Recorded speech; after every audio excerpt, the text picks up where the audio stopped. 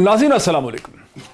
नाज़रीन, वज़ीर आज़म पाकिस्तान इमरान ख़ान आज दोपहर को बरतानिया के शाही जो विज़िट कर रहा है, जो कपल है प्रिंस विलियम और केट मिडलटन को, उसको मिलने के बाद सऊदी अरब के एक दिन के दौरे पर रवाना हुए। याद रहे कि इससे एक दिन पहले संडे को वो ईरान में थे, जहां हसन रूहानी वहां के सदर और उनकी जो रिलीजियस लीडर हैं, सुप्रीम लीडर हैं अली ख़ामेनी, उनसे उन्होंने मुलाकात की। Prime minister of Pakistan Imran Khan सऊदी अरब और ईरान के दरमियान एक पीस फैसिलिटेटर का रोल अदा करने की कोशिश कर रहे हैं। इसमें उनको कामयाबी होती है ये नहीं होती, लेकिन इससे उनके बैनुल अक़वामी कद काठ में बहुत इजाफा होता नज़र आता है। अगर इंटरनेशनल एरेना में prime minister of Pakistan Imran Khan बहुत मुतहरिक, बहुत एक्टिव नज़र आते हैं। 3 दफ़ा वो अब ये उनका तीसरा दौरा है सऊदी अरब का। 3 दौरे वो चीन के कर चुके हैं, कतर, UAE, अमेरिका के 2 दौरे कर चुके हैं, अक़वाम मुत्तहिदा में बड़ी भरपूर परफॉर्मेंस। तो अगर इंटरनेशनल सीन के ऊपर वज़ीर आज़म इमरान खान बहुत मुतहरिक नज़र आते हैं, तो डोमेस्टिक सूरत हाल दाखिली मामलात में ये है अंदरूनी खाना कि इस वक्त पाकिस्तानी मीडिया का एक बहुत बड़ा हिस्सा, बल्कि सारा ही कहें, वहाँ पे सारी जो उसकी अटेंशन है वो डोमिनेटेड है बाय मौलाना फजल रहमान। यानी वज़ीर आज़म का सऊदी अरब जाएँ या ईरान जाएँ, उसको कोई इतनी ज़्यादा इम्पोर्टेंस या एनालिसिस उसका नहीं आ रहा। तमाम निगाहें जो हैं लिखने वालों की, मीडिया के जो कैमरे का लेंस है, उसका तमाम तर फोकस जो है वो मौलाना फजल रहमान पे है, जो इस वक्त पाकिस्तानी सियासत को डोमिनेट कर रहे हैं, उसे डिफाइन कर रहे हैं, उनके बारे में लिखा जा रहा है, बोला जा रहा है, तनकीद हो रही है। पाकिस्तान के साबिक़ वज़ीर आज़म नवाज़ शरीफ साहब की सपोर्ट मिलने के बाद मौलाना ने जब ये फ़ैसला किया कि वो सखर से अपनी तहरीक का, अपने मिलियन मार्च का या अपनी आज़ादी मार्च का आगाज़ करेंगे, तो उसके बारे में एक तासुर कम अज़ कम ये है कि शायद मौलाना नवाज़ शरीफ साहब के साथ मिलकर चाहते हैं कि पंजाब एक बैटल ग्राउंड के तौर पे इमर्ज करे। मुख्तलिफ़ किस्म की इस वक्त ओपिनियंस हैं मीडिया में। एक बड़ी वाज़ेह ओपिनियन वो है जो हिंदुस्तान में छपी है एक अखबार के अंदर, कि वो तहरीक इंसाफ जिसने ताकत के ऐवानों तक का रास्ता इख्तियार किया धरनों के ज़रिए और मार्चेस के ज़रिए, वो आज मौलाना की जो मार्च है उसके ऊपर प्रोटेस्ट कर रही है, उसे जमहूरियत के मनफी, उसके ख़िलाफ़ करार देती है। तो दूसरी तरफ वो पॉइंट ऑफ व्यू है जिस पे मैंने भी ट्वीट किया, और ये बड़ा प्रोमिनेंट पॉइंट ऑफ व्यू है कि वो तमाम जो पाकिस्तानी सियासत की तमाम इकाइयाँ हैं पाकिस्तान के अंदर और पाकिस्तान से बाहर, जो मजहबी जमातों के रोल के ख़िलाफ़ और किसी मौलवी को सियासत में बर्दाश्त नहीं कर सकते, उससे शदीद खार खाते हैं, वो इस वक्त तमाम इकाइयाँ जो हैं, लिबरल्स हों, लेफ़्ट हो, राइट हो, वो मौलाना फजल रहमान की इस तहरीक और इस मार्च जो है इसको सपोर्ट करते नज़र आते हैं। 2 और भी डोमिनेंट व्यूज़ हैं इस वक्त। एक वो है जो एक एंथ्रोपोलॉजिस्ट जनाब ज़हरम खान साहब ने बहुत ही दिलचस्प पर्सपेक्टिव दिया एक अपने कॉलम में, जिनका ये कहना है कि मौलाना बहुत शातिर हैं, बहुत चालाक हैं, बहुत इंटेलिजेंट हैं, और मौलाना ने भांप लिया है कि इस वक्त माहौल बड़ा रईफ़ है। एक तरफ ट्रेडर्स और दुकानदार और बिजनेसमैन जो हैं, शॉपकीपर्स जो हैं, वो इमरान खान की हुकूमत से नाराज़ हैं, CNIC की ज़रूरत की वजह से, फेडरल बोर्ड ऑफ रेवेन्यू की रिस्ट्रिक्शंस और उनके इक़दाम की वजह से, और दूसरी तरफ मदरसों के अंदर बेचैनी पाई जाती है चूँकि हुकूमत उन्हें मेन स्ट्रीम करना चाहती है, और मौलाना एक बार फिर 1977 की तरह की मूवमेंट लॉन्च करना चाहते हैं, जिसको कहा जाता है कि ट्रेडर्स में एक मुल्ला ट्रेडर अलायंस था। तो मौलाना इस दफ़ा कोशिश कर रहे हैं, अकॉर्डिंग टू ज़हरम खान साहब, कि मदरसे और बाज़ार के दरमियान, बाज़ार और मदरसे के एक इत्तेहाद को कायम करके इमरान खान की हुकूमत को चैलेंज करना चाह रहे हैं। अगर एक ओपिनियन ये है, तो दूसरी तरफ आरिफा नूर जो डॉन की रेजिडेंट एडिटर रह चुकी हैं, हेरल्ड की एडिटर रह चुकी हैं, उन्होंने एक पीस लिखा है जो ये कहती हैं कि JUIF जो है उसका एक एग्जिस्टेंशियल क्राइसिस जो है वो है, और जमात इस्लामी, JUIF और तमाम जो मजहबी सियासी जमातें हैं उनका असर रसूख जो उसमें शदीद कमी हो चुकी है। और 4 दिन की, अगर मौलाना बहुत उन्होंने अटेंशन गेन भी की, तो ये 4 दिन की चांदनी है और फिर अंधेरी रात है। मौलाना का फ्यूचर जो है वो कोई नहीं है। इस सारी डिबेट के अंदर PMLN कहाँ खड़ी है, जिसने हमायत का नवाज़ शरीफ साहब ने वादा तो किया, लेकिन उसकी रैंक एंड फाइल जो है वो खासी कंफ्यूज नज़र आती है। कोई क्लियर फैसला नहीं कर पा रही है। मेरे साथ स्टूडियोज़ में हैं जनाब जनरल रिटायर्ड अमजद शुएब साहब, पॉलिटिकल एंड डिफेंस एनालिस्ट हैं। Very warm welcome to him. मुझे सेनेटर आज़म सवाती साहब ने स्टूडियो में ज्वाइन करना था, लेकिन प्रिंस विलियम और की वजह से इस वक्त जो मतलब सड़कें बंद हुई हैं इस्लामाबाद की, तो मुझे ज्वाइन कर रहे हैं जनाब सेनेटर आज़म सवाती साहब फ़ोन पे। Very warm welcome to him as well. मुझे ज्वाइन कर रहे हैं मलिक अहमद ख़ान साहब, सीनियर रहनुमा है मुस्लिम लीग के, शहबाज शरीफ साहब के स्पोक्समैन रह चुके हैं। शहबाज शरीफ साहब के मामलात को इनसे बेहतर कोई नहीं समझता। मुझे वाया DSNG सेटेलाइट ज्वाइन कर रहे हैं पाकिस्तान के prominent television anchor person, political commentator जनाब इमरान खान साहब भी मुझे वाया DSNG लाहौर ही से ज्वाइन कर रहे हैं। Very warm welcome to all my guests once again. अगर मैं बात का आगाज़ कर सकूँ सेनेटर आज़म सवाती साहब से। सेनेटर आज़म सवाती साहब, शेख रशीद साहब रेलवे मिनिस्टर जो हैं, वो ये कहते हैं कि मौलाना के साथ बातचीत हो रही है। एक तरफ आपकी हुकूमत रास्ता रोक रही है, कंडेम कर रही है, दूसरी तरफ बातचीत कर रही है, क्या हो रहा है ये? बहुत बहुत शुक्रिया सर। आई रियली अपोलोजाइज कि मैं जो है ट्रैफिक में फंसा हुआ हूँ। अभी कोशिश कर रहा हूँ आपकी तरफ आने का, लेकिन कोई रास्ता दिखाई नहीं देता क्योंकि चारों तरफ जो है वो रोड ब्लॉक्स हैं। एनी हाउ मैंने वो पीस जो है सुन लिया जी शेख साहब का। बुनियादी तौर पे ये असाब की जंग है। जाहिर है कि नून लीग के लिए, पीपल पार्टी के लिए, मौलाना साहब के लिए कुछ दूसरा रास्ता तो है नहीं, और मैं समझता हूँ कि नहीं, एहसाब की जंग तो है, लेकिन क्या आप बातचीत कर रही है? आपकी हुकूमत मौलाना फजल रहमान से बातचीत कर रही है? डॉक्टर साहब, आपको मेरी आदत का पता है कि मैं कभी मनफी बात नहीं करता और कभी झूठ नहीं बोलता। कुछ भी हो जाए, मुश्किल कभी तो सर बोलना पड़ता है ना, झूठ जरूरत होती है जिंदगी की। नहीं सर, नहीं सियासत में तो खास करके मेरी आदत से आप वाकिफ हैं, अल्लाह ताला का शुक्र है। मैं कतन ये नहीं कह सकता। देखें,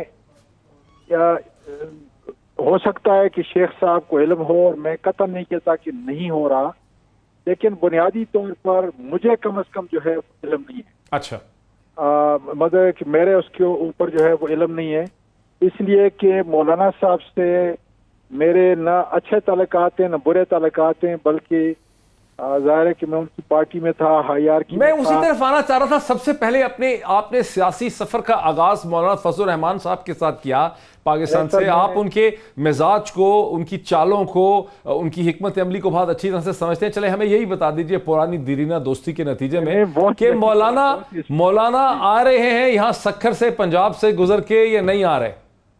बुनियादी तौर पर तो मौलाना साहब जो है यही इस्लामाबाद में होते हैं, उन्होंने कहाँ जाना है। और मैं नहीं समझता कि जिस मकसद के लिए वो आ रहे हैं, अब वो मकसद जो है कम से कम वो अचीव कर सकेंगे। ये मैं आपको गारंटी से कहता हूँ। मकसद उनका ये है कि वो मसीहा बन रहे हैं जरदारी साहब के लिए और नवाज शरीफ साहब के लिए, और उनकी इस मुआवनत से शायद जरदारी साहब और ये दोनों समझ रहे हैं कि शायद हमें किसी न किसी तरीके से जो है कोई रिलीफ मिल जाए। लेकिन मैं आपको ये बिल्कुल वाज़ेह तौर पे बताऊं कि इमरान खान के लिए एक कदम एहतसाब के निज़ाम में पीछे हटना हमारे सब के लिए जो है कि मौत के बराबर है। ठीक, तो सवाल ही पैदा नहीं होता कि किसी तरीके से भी किसी किस्म की कोई रियायत हो। अच्छा, चले मेरे साथ रहिए। रियायत बेचारी क्या मिलनी है? जरदारी साहब अस्पताल जाना चाह रहे थे, मीडिया उनको इग्नोर कर रहा है, उनकी खबर तक नहीं लग रही बड़ी मुश्किल से। आज मेरा ख्याल अदालत ने उनको अस्पताल जाने का रास्ता भी ब्लॉक कर दिया है, उनको दोबारा जेल में रखा है। रिलीफ तो उनको मिल ही नहीं रही। खुर्शीद शाह की जो थी वो भी जुडिशल, उनका रिमांड भी एक्सटेंड हो गया, वो बेचारे भी उधर ही फंसे हुए हैं, उनको तो लिफ्ट ही नहीं मिल रही, बल्कि वो तो विक्टिम बन गए हैं इस पूरी मीडिया कैंपेन के।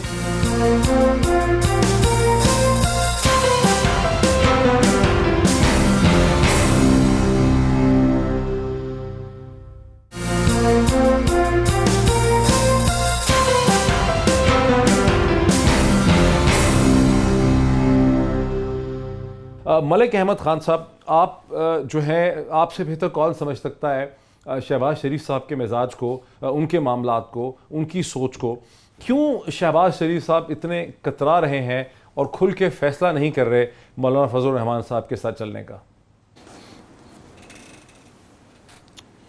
जी बहुत शुक्रिया डॉक्टर साहब। मैं पहले तो इस तासुर को रद्द करता हूँ कि शहबाज साहब मौलाना के साथ चलने से कतरा रहे हैं। ये तो बिल्कुल आप इस चीज़ को, क्योंकि देखें ना, मैं आपके सामने अच्छा सीक्वेंस ऑफ इवेंट्स रख देता हूँ, अगर आप इजाज़त देंगे तो। मौलाना के मार्च और धरने के अंदर हमने डिफ्रेंशिएट करने की कोशिश की, नंबर 1। नंबर 2, जो CEC की मीटिंग थी, उसमें हमने मौलाना से दरख्वास्त की फॉर सर्टन रीज़न्स कि आप इसको थोड़ा मौखर कर दें। और CEC की मीटिंग के बाद मौलाना ने यूनिलेटरली एक डेट अनाउंस कर दी। उसके बाद हमने मशावरत की, तो इससे ये शायद तासुर उभरा कि शायद कोई रिलक्टेंस है। हम तो इस गवर्नमेंट के ख़िलाफ़ हर लिहाज आप से मौलाना समझते के हैं साथ खड़े हैं। कि इस हुकूमत की वो एब्सोल्युटली, आपको मतलब देखें ना, जब मियाँ नवाज शरीफ साहब की तरफ से उनकी एक पार्टी के कायद की हैसियत से उनकी जब कोर्ट में अपीयरेंस थी, जब उनका बयान आ गया, तो फिर पीछे कोई गुंजाइश नहीं है किसी की ये समझने की कि साथ खड़े हैं कि नहीं खड़े। लेकिन सिर्फ इतना फ़र्क हमने ज़रूर, हमने इतना फ़र्क ज़रूर रखा था। मलिक अहमद खान साहब, सियासत में हर चीज़ के, सियासत में मलिक अहमद खान साहब, सियासत में हर चीज़ के कई मतलब होते हैं, कई पहलू होते हैं, कई रुख होते हैं। साथ खड़े होने का क्या मतलब है? आप उनका जो मार्च है, जो उनका आज़ादी मार्च है सक्कर से, उसमें शरीक होंगे। पंजाब में आपके कारकुन उनके साथ शामिल होकर उनके साथ चलेंगे, उनकी मदद करेंगे पुलिस से झगड़ा करने में, या इसे कहते हैं वो जो धरना कहीं देंगे तो उसमें आप बैठेंगे? यानी साथ खड़े होने का क्या मतलब है? या सिर्फ आप उनको ज़बानी सपोर्ट करेंगे ट्विटर पे? नहीं, देखें, यहाँ ये वजाहत ज़रूरी है कि मौलाना ख़ुद कह चुके कि ये एक मार्च की बात वो कर रहे हैं। धरने को तो उन्होंने कहा कि धरने का नाम तो दे दिया मीडिया ने, उन्होंने तो वो बात ही सारी मीडिया के ज़िम्मे डाल दी। उन्होंने कहा मैंने तो धरना देने की बात ही नहीं की। अच्छा, फिर उसकी वजाहत भी मौलाना ने मार्च की। में आप उनके साथ हैं? हमारा प्रोटेस्ट का, हम प्रोटेस्ट में उनके साथ हैं। आप प्रोटेस्ट को आप डिफाइन कर लें। मैं एक चीज बता देना, हमें कोई ब्लैक एंड व्हाइट, मार्च में उनके साथ है जी, एग्जैक्टली मैंने आपसे कहा मुझे कि इसमें लाने दें जो भी इमरान खान वेन्यू साहब को। डिसाइड होगा। ठीक जी, प्लीज प्लीज। पहले तो सड़क पे चलना है ना, वेन्यू तो बाद में डिसाइड होगा। इमरान खान, आपको क्या समझ आ रही है मलिक अहमद खान साहब के कहने से? क्या PMLN सॉलिडली, रॉक सॉलिड खड़ी है मौलाना फजलुर रहमान साहब के साथ, को पीछे मुड़ के देखेंगे होगा कोई नहीं? देखिए, PMLN एहतजाज करना चाहती है और मौलाना फजलुर रहमान जो है वो भी एहतजाज करना चाहते हैं। इस हुकूमत को घर भेजना इन दोनों का अव्वलीन मकसद है। मौलाना फजलुर रहमान साहब ने जब शुरू में धरने का जिक्र किया और शुरू में उन्होंने कह दिया कि मैं धरना दे दूंगा, जाके लॉकडाउन कर दूंगा, तो उस पर पीपल्स पार्टी के और PMLN के तहफ़्फ़ुज़ात आ गए।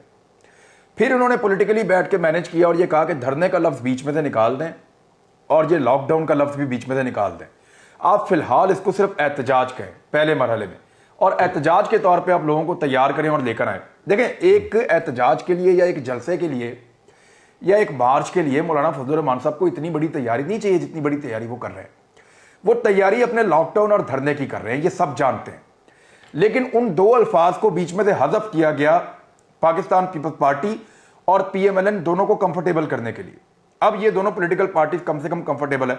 मैं आपको यह भी बता देता हूं कि यह धरने का जवाब कैसे पैदा होगा। हुकूमत जब इनको रोकेगी, जब मुख्तलिफ जगहों पे डंडे चलेंगे, मौलाना साहब के बंदों ने भी डंडे रंग किए हुए, वो भी डंडे मारेंगे और पुलिस भी डंडे मारेगी, आंसू गैस फेंकी जाएगी, लोग जख्मी होंगे, लोग गिरफ्तार होंगे। तो उस वक्त मेरी बात आप ये लिख कर रख लें, जैसे आपने मेरा क्लिप पहले एक रखा हुआ है कि मियाँ नवाज शरीफ साहब पाकिस्तान से बाहर जा रहे हैं, मैं अभी भी उस पर कायम हूं। अब आप ये भी रख लें उसके अंदर कि ऐसा माहौल पैदा होगा कि टॉर्चर होगा।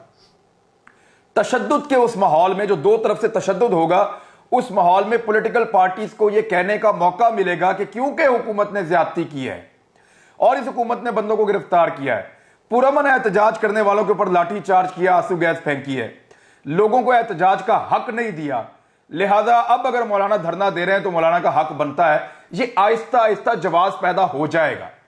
27 तारीख से लेकर 31 तारीख तक इस किस्म के इंसिडेंट होंगे पंजाब में, खैबर पख्तूनख्वा में और बलूचिस्तान में, जिनकी वजह से ये जवाब पैदा हो जाएगा। ये जवाब बन जाएगा, याद रखिए, बन जाएगा। ठीक है। ठीक है, अच्छा मुझे एक ब्रेक लेने दें। मैं अभी तक जनरल साहब को इसमें ले नहीं सका, लेकिन ब्रेक के बाद वापस आऊँगा, जनरल साहब से शुरू करूँगा कि क्या इमरान खान जो एक नक्शा खौफनाक सा खींच रहे हैं, जो बुनियादी तौर पे 1977 की मूवमेंट का नक्शा है कि एक जब मुल्ला ट्रेडर अलायंस था, अब एक बाज़ार का और मदरसे का अलायंस जो है उसे मौलाना खड़ा करना चाह रहे हैं। मौलाना को ज़ख्मी लोग चाहिए, शायद अनफॉर्चुनेटली अगर इमरान खान की बात मानी जाए तो मौलाना को चंद लाशें भी चाहिए। इस पर बात करते हैं, क्या मौलाना इसमें कामयाब हो पाएंगे? After the break.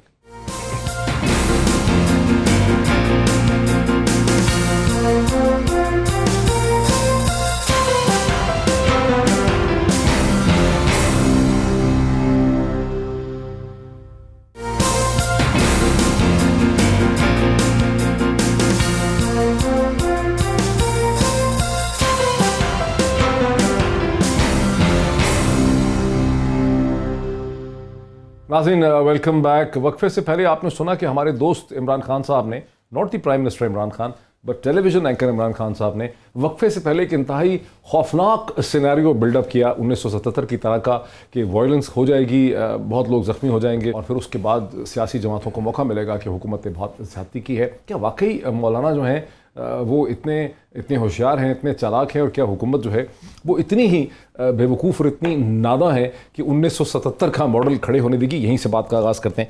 चल साहब, मेरी अंडरस्टैंडिंग ये है, being an ex civil servant, 90s में जब हम एकेडमी में थे, 1977 की जो PNA मूवमेंट थी उस वक्त पाकिस्तान का जो ऑफिस था सुपरिटेंडेंट पुलिस SP का, ASP का और डिप्टी कमिश्नर का, उसको क्राउड मैनेजमेंट की इतनी एक्सपीरियंस नहीं थी। 77 के बाद the office of the deputy commissioner and the superintendent police ने क्राउड मैनेजमेंट की बहुत टेक्निक्स डेवलप कर ली हैं। 77 के बाद कभी भी क्राउड पाकिस्तान में किसी गवर्नमेंट को सीरियसली चैलेंज नहीं कर सका। बिस्मिल्लाहिर्रहमानिर्रहीम। देखिए डॉक्टर साहब, 77 में ही क्राउड मैनेज कर लिए गए थे, मैं जिम्मेदार था। अच्छा, 77 में तो ठीक ठाक मसला डाल दिया था, वो इमरान उसी की तरफ इशारा कर, मैं उधर ही बता रहा हूँ आपको। उसी का मैं आपको बताता हूँ कि क्या हुआ। मैं प्लानिंग का जिम्मेदार था। इनिशियली हमें भी समझ नहीं लगी, जैसे आप कह रहे हैं कि क्राउड। किस शहर की बात कर रहे हो? मैं लाहौर में था। अच्छा। मैं I was in headquarter 10 division and I was the officer incharge, मैं ऑपरेशनल इंचार्ज था ऑपरेशंस का, and I was planning all these thing. फिर जाके मैंने सारा नीले गुंबद का ज़्यादा मसला होता था, वहाँ जाके सारा बिल्कुल सही, चेयरिंग क्रॉस और मैंने बनाई, उसकी प्लान्स बाद में वर्कआउट की और वो बिल्कुल क्राउड गायब हो गए। लेकिन सर, देखिए फौज की आप बात कर रहे हैं ना, मैं नहीं, आर्मी लगी हुई थी ना, मार्शल लॉ जो लगा दिया तो आर्मी डिप्लॉयड थी वहां पे, हम सारे आर्मी। मैं SP की बात कर रहा हूँ। मैं वो लोग हमारे साथ अंडर कमांड थे। पुलिस जो है वो जब मार्शल लॉ लगता है तो पुलिस अंडर कमांड हो जाती है फौज के, और फौज उनको इधर तो मार्शल लॉ नहीं लगने लगा। नहीं, पुलिस ट्रेंड है अभी, पुलिस ट्रेंड है। मैं आपको बताता हूँ कि क्या, जब हमारी सिचुएशन यूं डेवलप हुई कि जैसे ही ये निज़ाम मुस्तफ़ा का किस्सा आया तो लोग बिल्कुल सड़कों पे। आज भी मजहबी कार्ड जो है वो बड़ा वोलेटाइल हो सकता है, लेकिन इमरान है सही, हाँ, लेकिन कंट्रोल करने के तरीके इनके पास ऑप्शंस बनी हैं। उस वक्त जब हमने स्केयरली उसको हैंडल करने की कोशिश की तो लोग आके, हमारे जवान राइफल पकड़ के खड़ा उसके सामने खड़े हो, कहते मारो गोली, और जवान ने गोली चलाने से इनकार किया। उन्होंने कहा कि जनाब, जिस नबी के नाम पे ये गोली खाना चाहता है मैं उस नबी का मानने वाला हूँ, मैं ही जान लेके अपने आप को गुनाहगार करूँ। तो ये किस्सा हमारे बिल्कुल मुसीबत बन गई वो, कि जब आपका अपना जवान ही फायर नहीं करना चाह रहा। दूसरा ये है कि जब फायर किया, जो 5-6 लोग मारे गए, उनकी इधर नमाज जनाजा, उधर नमाज जनाजा, इधर जलसा बन रहा है, फिर कोई गायबाना जनाजा, वो तो मुसीबत बन गई। फिर उसके बाद हमने नई टेक्निक्स जो हैं वो वर्कआउट की, और नई टेक्निक में राइफल्स का इस्तेमाल ख़त्म किया। इट वॉज लाठी, और लाठी में ये फैसला हुआ कि मारना खूब है, मौलवियों को इतना मारना है कि ये इनको नानी याद आए, और मारना टांगों पे है। और मैं हॉस्पिटल करीब है, जनरल साहब मुझको बता रहे हैं, लेकिन मैं ऐसा नहीं कर। मैं हॉस्पिटल वालों को इतला कर दी कि जनाब आएंगे मौलवी बड़े, आप बिस्तरे तैयार। हुकूमत की जाके हमने की, उसमें प्लानिंग ये थी, प्लानिंग नीले गुंबद की और चेयरिंग क्रॉस की प्लानिंग ये की। मलिक साहब सुन लें जी, मलिक खान साहब आप सुन रहे हैं कि जनरल साहब क्या कह रहे हैं? मैं बता रहा हूं के लिए किस किस्म की तैयारी है? मैं हुकूमत को गाइडेंस दे रहा हूं। ये मुझसे नुस्खा ले साहब अपने 40 साल पुराने तजुर्बात जो हैं मैं वो शेयर कर रहे हैं इमरान खान के साथ। लेकिन मलिक साहब, नीले गुंबद की गलियों को, सारे टैग से आवर एक्यूज डॉक्टर साहब जरा सुन लीजिए, नीले गुंबद की और चेयरिंग क्रॉस की गलियां हमने इस तरह ऑर्गेनाइज किया कि अगर गली एक साइड से खुली मिलती है तो दूसरी तरफ बंद है, ठीक है, और अगर इस तरफ से बंद है तो दूसरी तरफ से खुली है। जरा एक और अब आने दे मलिक अहमद खान साहब, लेकिन जो सिनारियो जो है इतने जज्बात से बिल्डअप किया है हमारे दोस्त इमरान खान साहब ने, अगर सिनारियो ये है, अगर मौलाना फजल रहमान की प्लानिंग ये है कि मैंने फसाद करना है, मुझे जख्मी चाहिए, मुझे लाशें चाहिए, तो फिर क्या PMLN इसका हिस्सा होगी? मार के न क्या सुजा दे, शहबाज बस। शरीफ साहब जैसा कॉशियस आदमी जिसने सारी उम्र ये सियासत नहीं की है, जिसने सारी उम्र लाशें गिराने की सियासत नहीं की है, जिसने कभी जख्मियों को नहीं उठाया है, जिसकी थिंकिंग बिल्कुल मॉडल डिफरेंट टाउन की धरना इसी वजह से हुआ था। वो शहबाज शरीफ साहब उसमें भी पता नहीं थे कि नहीं, वो आप पूछ ले। चल बताए ना मलिक अहमद खान साहब, वो भी शहबाज शरीफ साहब ने करवाया था या और लोग खेल गए थे वहां पे? अच्छा देखिए डॉक्टर साहब, मैं ऑनेस्टली स्पीकिंग, मलिक साहब, मुझे अभी जो जन साहब बात कह रहे थे, तो अब मेरी आवाज़ आप तक आ रही है सर? आप मुझे सुन पा रहे हैं? बड़ी खुल के सर, क्यों फिक्र कर बढ़िया आ रही जी डॉक्टर साहब, बिल्कुल हजूर, सारा अब मेरा पाकिस्तान ख्याल सुन रहा है शायद आपको। कुछ। मलिक साहब, सारा पाकिस्तान आपको सुन अच्छा रहा है। देखिए डॉक्टर साहब, बात ये, इमरान खान साहब भी सुन रहे हैं सर। देखिए बात ये है कि जो पहले इमरान कह रहे थे और उसके बाद जो भी जनरल साहब ने कहा, बुनियादी तौर पे जो इमरान कह रहे थे, मुझे इस चीज़ से इत्तफाक है कि अगर हुकूमत रास्ता रोकेगी, पुरअमन एहतजाज का रास्ता रोकेगी और ऐसी कोशिश करेगी कि एक मेरा राइट टू प्रोटेस्ट मुझसे छीने, तो उसके नतीजे में हुकूमत के पास यही ऑप्शन होगी कि हुकूमत पहले वायलेंस पे उतरेगी। जैसे जन साहब ने ख़ुद इसको इंडोर्स किया कि अगर कि कोई भी स्ट्रेटजी ऐसी बनाई जाती है तो उसमें वायलेंस, चाहे वो राइफ़ल के साथ हो या लाठी के साथ हो, वायलेंस उसका एक इम्पॉर्टेंट कंपोनेंट होता है। अगर गवर्नमेंट वायलेंट हो जाती है और वायलेंस के साथ मेरे राइट टू प्रोटेस्ट को मुझे रोकती है उससे, तो उसके नताइज कभी भी अच्छे नहीं निकलेंगे। तो हमारी इस सिलसिले में मुस्लिम लीग नून की जो मशावरत होती रही है, उसमें वाज़े तौर पे ये पोजीशन हमारी बड़ी क्लियर है कि हम किसी किस्म का भी किसी फ्रीक के वायलेंस को हम उसकी मज़म्मत करते हैं कि हुकूमत इस अंदाज में रोके कि मेरे राइट टू प्रोटेस्ट को मुझसे छीने, और जो भी लोग मुजाहरा करने आ रहे हैं उनके मुतल्लिक भी PMLN का ये रिजॉल्व है कि किसी सूरत कोई वायलेंस नहीं होगा। हम इसको एक, लेकिन मलिक साहब, नहीं देखिए मैंने आपसे, नहीं मेरी बात, मेरी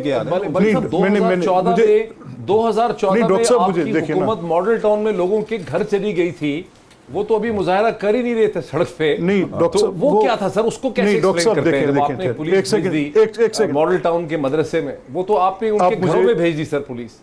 अच्छा देखिए उसमें मेरी एक बड़ी स्टेटेड पोजीशन है और मैं अपने आर्गूमेंट की फोर्स लूज तब करता हूँ, even as the spokesperson to the government of Punjab, कि nobody had the audacity to say that but I said it. देखिए मैं तो एक थिंकिंग माइंड हूँ सर, मैंने वो रिपोर्ट्स पढ़ी, वो पोस्टमार्टम रिपोर्ट्स पढ़ी, पैट के लोगों के सामने रखी, उनके जितने जोमा से हमारी बात हुई उनके सामने रखी, और हमने कहा कि ये जितनी बुलेट इंजरीज़ हैं सारी वर्टिकल हैं, कोई पुलिसमैन छत पे नहीं खड़ा था, कैसे ये बुलेट इंजरीज़ आई। फिर हमने कहा कि ये जो मॉब के साथ एक पुलिस का इनकाउंटर स्टार्ट हुआ, खुद पुलिस फोर्स भी ह्यूमन बींग्स पर मुश्तमिल थी। नहीं देखिए, नहीं सुन लें डॉक्टर साहब, इसका देखें, ये इस पर अगर आप कोई प्रोग्राम रखेंगे तो मैं आपके साथ रिकॉर्ड के साथ बैठ के आपके साथ बात कर लूँगा। दिस इज़ द रीज़न कि आज तक उस केस के ट्रायल को पैट ने चलाया नहीं है। दिस इज़ द रीज़न कि डॉक्टर ताहिरुल कादरी खुद उस मुकदमे के अब मुद्दई नहीं रह गए, कहीं बाहर जाकर बैठ गए। दिस इज़ द रीज़न कि उनको सियासी बुनियाद पर इस्तेमाल करने के बाद यूज़ करके उन लोगों को पीछे फेंक दिया गया। हम कहते रहे कि अगर मॉब की और पुलिस की, गवर्नमेंट किसी की भी हो, गवर्नमेंट मेरी हो, गवर्नमेंट आपकी हो, गवर्नमेंट साहिवाल इंसिडेंट में PTI की हो, गवर्नमेंट किसी की भी हो, पुलिस की जब एक पोजीशन आ जाती है लॉ इन्फोर्समेंट एजेंसीज की, तो उस पोजीशन में मलिक साहब वो ठीक है, मलिक साहब आपका पूरा आपका प्रोग्राम और तरफ चला जाएगा। आपने जो कुछ कहा उसकी जजमेंट मैं लोगों पे छोड़ देता हूं, मैं जजमेंट लोगों पे छोड़ देता हूं। मैं सिर्फ आपने जो चीज समझाई है वो तो मैं आगे लेके चलूं आजम सवादी साहब के साथ। बुनियादी तौर पे मलिक अहमद खान साहब ये कह रहे हैं कि अगर हुकूमत रास्ता रोकेगी, अगर हुकूमत रास्ता ना रोके, मुझे उनकी बात से समझ आया है, तो मौलाना फजल रहमान और PMLN के लोग आराम से आएंगे हंसी खुशी और अपना एक फिर के इस्लामाबाद से वापस चले जाएंगे। हुकूमत उनका रास्ता ना रोके, वो बोर हो जाएंगे। आप उनको अगर छेड़ेंगे, मारपीट करेंगे तो वो कुछ करेंगे, वरना वो कुछ नहीं करेंगे, वरना घर चले जाएंगे। उनको वैसे मजा भी क्या आएगा, मैं सोच रहा हूँ। बहुत शुक्रिया डॉक्टर साहब। दरअसल मैं मेरे चेहरे की मुस्कुराहट और एतमाद आप देख लें और मुझसे ज़्यादा जो है मेरा ख्याल है कि मौलाना फजल रहमान को कोई जानता नहीं है। अच्छा, मॉडल टाउन की गलती हम नहीं करेंगे, ये मैं आपको पूरी गारंटी से कहता हूँ कि मॉडल टाउन की हम गलती जो है कतन भी नहीं करेंगे। वो कहते हैं हमने बल्कि की हम नहीं है, वो कहते हैं वर्टिकल शॉट से सर पुलिस आप जरा गुजारिश तो आप मेरी गुजारिश सुने ना, कह रहे हैं हम लोग उनके खुद मारी गोलियां लिए हम कह रहे हैं एतमाद से कह रहे हैं कि आएँ इंशाल्लाह ताला, हमारे पास फूलों के हार होंगे, फूलों की पत्तियां होंगी, हम उन पर निछावर करेंगे। सो जनरल साहब की स्ट्रेटजी नहीं है के लिए आ रहे लाठियां हैं? मारने वाली। नहीं, मैं ये पूछ रहा हूं मैंने ये कहा था कि अगर वायलेंस वो करेंगे, किस मकसद के हुकूमत लिए तो आ रहे कभी हैं? नहीं करेगी, किस पहले मकसद हुकूमत के लिए बड़ा आ बड़ा रहे हैं? करेगी। क्या मानो, क्या जनरल साहब नवाज कहते हैं लाठियां, आप कहते हैं फूल। सर मैं कह रहा हूं कि क्या नवाज शरीफ साहब को उनके आने से कोई रिलीफ मिल सकता है? क्या आसफ जरदारी को मिल सकता है? क्या एहतसाब कर, यही चीज है ना। और हो सकता है कि इसके पीछे कोई बैरूनी कुव्वत भी हो, क्योंकि जिस शान बान से जो है डंडों के साथ मुसल्ले होकर आ रहे हैं, और फिर जिस तरीके से आज शेख रशीद साहब ने कहा, मैं समझता हूं कि हमारा और इमरान खान का, प्राइम मिनिस्टर इमरान खान का सबसे ज़्यादा मोहब्बत वाला जो है वो हमारे उन मदरसे के बच्चे हैं जो सिसक के जो है ज़िंदगी गुजार रहे हैं। उनको अगर हमने मेन स्ट्रीम के अंदर लेके आना है, उनकी ज़िंदगी को संवारना है, उनको हमने डॉक्टर बनाना है, उनको हमने फिलासफर बनाना है, उनको हमने तालीम देनी है, उनके सर ब्रेक ले लूं मैं, स्टैंडर्ड ऑफ लिविंग को ऊंचा एक करना है। सेकंड, और अगर ये माशरे की कोई माशी या माशरती बुराई है तो इस बुराई के लिए हम तैयार हैं। सर साहब ब्रेक ले लूं। सेनेटर साहब कहते हैं कि हम मॉडल टाउन वाली गलती नहीं करेंगे। मैं वापस आऊं तो मैं इमरान खान से समझना चाहूंगा, मॉडल टाउन वाली गलती नहीं करेंगे, लेकिन मलिक अहमद खान साहब कहते हैं कि मॉडल टाउन में गलती हमने नहीं की, वर्टिकल फायर हुए, इसका मतलब है कि मॉडल टाउन उन्होंने खुद की। अगर मौलाना ने भी इसी किस्म की कोई स्ट्रेटजी की जिसमें वर्टिकल फायर हो गए, यानी हुकूमत ने ना गलती की लेकिन मौलाना ने खुद कुछ कर दिया, तो क्या होगा? After the break.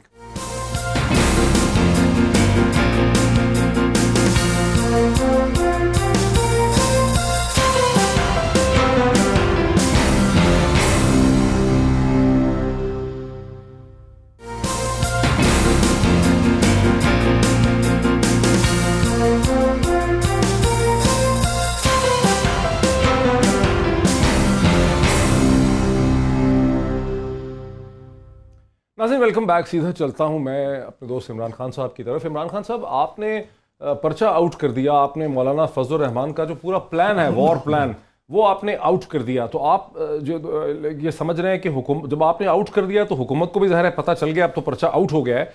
और यहाँ पे सवाती साहब कह रहे हैं कि हम तो मॉडल टाउन वाला कोई यहाँ पे नहीं होने देंगे चीज़। तो क्या ख्याल है कि हुकूमत होने देगी ये सारा कुछ, ये वायलेंस, ये लाशें, ये जख्मी? एक सेंटेंस में जरा ऐड कर दूं, इमरान बात करेंगे फिर। देखिए सवाती साहब ठीक है, जो मैंने ये कहा था ना, हुकूमत खुद कभी ये बैल मुझे मार का काम नहीं करेगी कि वो वायलेंस शुरू करे।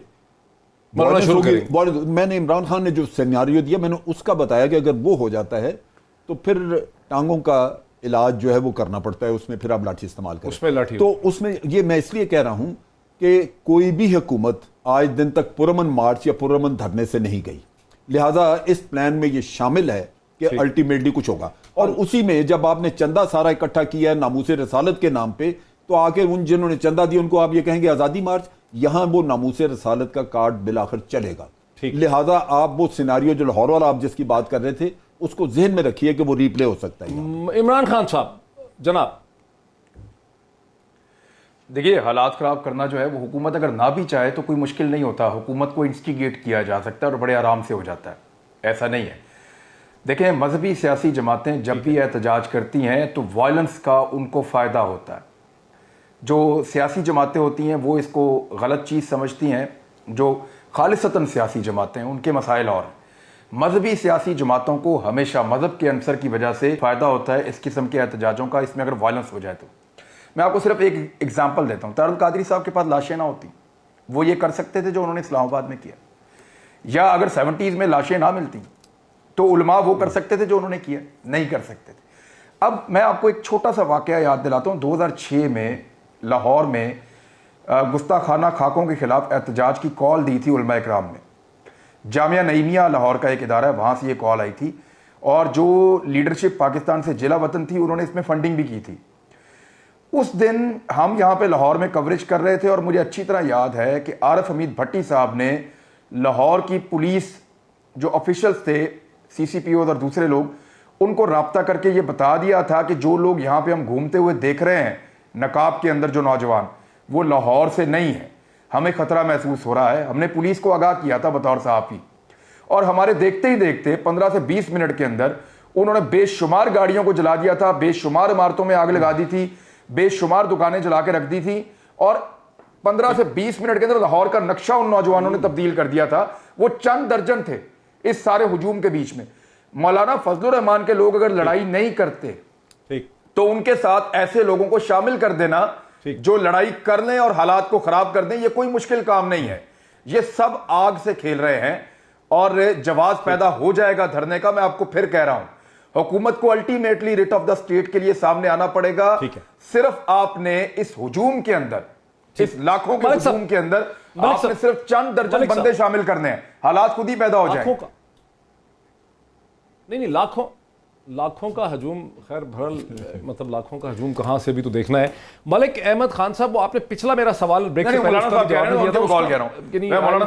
उसका जवाब दे दें कि ये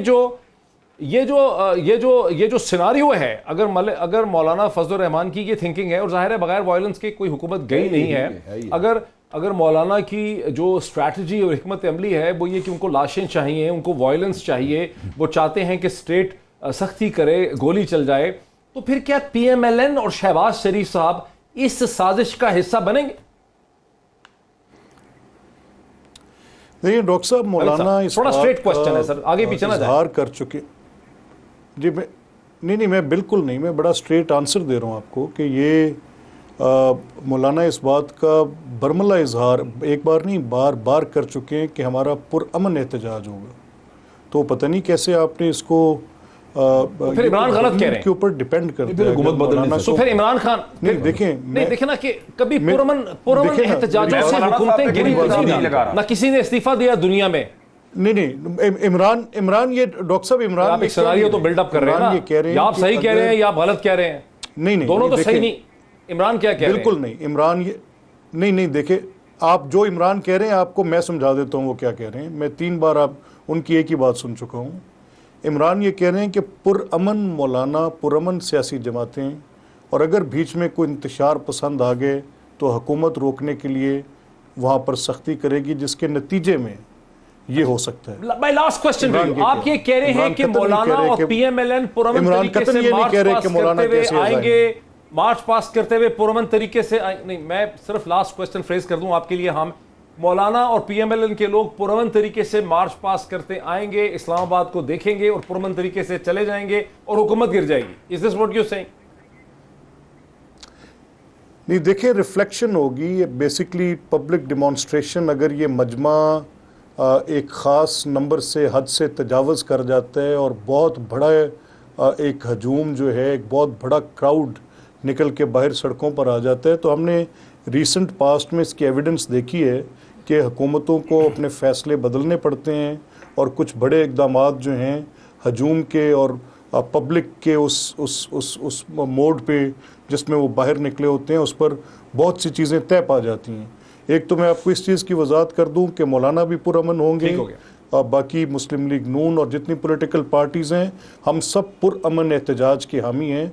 हमारी कतन ख्वाहिश नहीं होगी कि कोई ऐसी सूरत पैदा हो जिसमें वायलेंस हो। ठीक ठीक ठीक, चलें, वो तो खैर जो भी।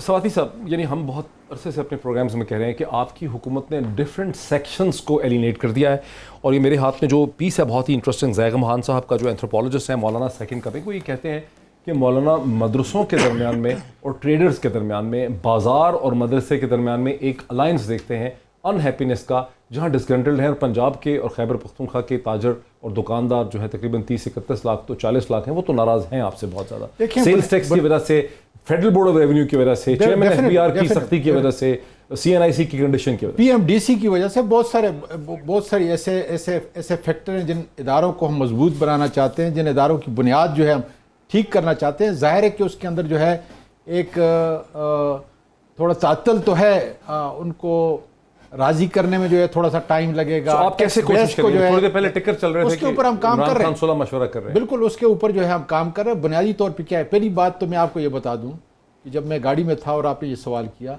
हुकूमत कभी बातचीत का दरवाज़ा बंद नहीं करती। मैं समझता हूँ कि वो हुकूमत जो है जाहिरों की हुकूमत होगी, जो कभी भी बातचीत का दरवाज़ा जो है, लोग इसी तरीके से एहतजाज करते रहेंगे। हम इंशाल्लाह ताला जो है उनको मनाते रहेंगे।